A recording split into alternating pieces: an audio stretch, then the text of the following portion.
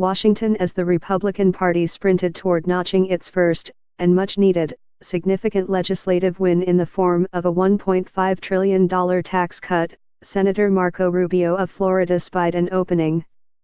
A longtime champion of the working class, Mr. Rubio had tried in vain to secure a more generous tax break for lower-income Americans as Congress embarked on a sweeping rewrite of the federal tax code. On Thursday, with the hours winding down on a final version of the bill and a frantic push to pass it along party lines in a narrowly divided Senate, Mr. Rubio took a stand. He threatened to vote no unless House and Senate negotiators expanded the child tax credit. It was a dramatic moment, as those on Capitol Hill and beyond wondered if Mr. Rubio was grandstanding, bluffing or both. But for Mr. Rubio, it was a natural extension of the promise he believes the Republican Party had made, and was in danger of abandoning, to look out for the little guy. If you look at all the benefits that are flowing, Mr.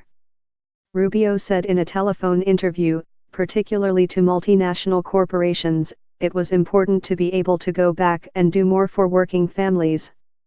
Otherwise, the message is what it has been for 25 years from both parties, that is, when push comes to shove, we want your vote, but we're not that concerned about the working class, he said.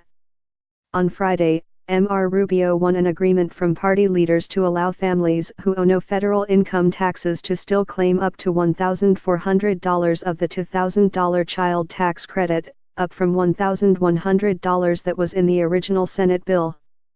It was a hard-fought moment for Mr. Rubio, who found himself rebuffed by his own party when he proposed something similar during the initial Senate debate on the legislation. Mr. Rubio had proposed an amendment to slightly increase the corporate tax rate to 20.94% from the 20% in the Senate bill and use the money to pay for a bigger child tax credit. President Trump and White House officials did not support the amendment, Mr. Rubio said, because they were concerned it would endanger the bill's passage. Nor did the Republican leadership. And Mr. Rubio said he heard from Republican donors who complained that expanding the child tax credit is welfare, and we're helping people who don't work. To that, he replied, I think welfare is some of the provisions in this bill for multinational companies who will continue to create jobs abroad and aren't really American companies. In speech after speech on the Senate floor, Mr. Rubio made impassioned arguments for the expansion.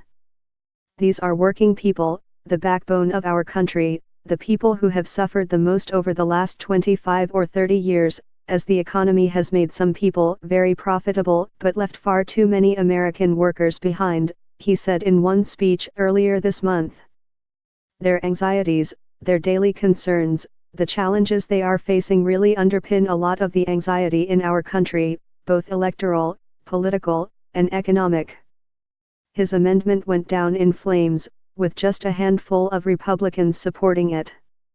The story could have ended there.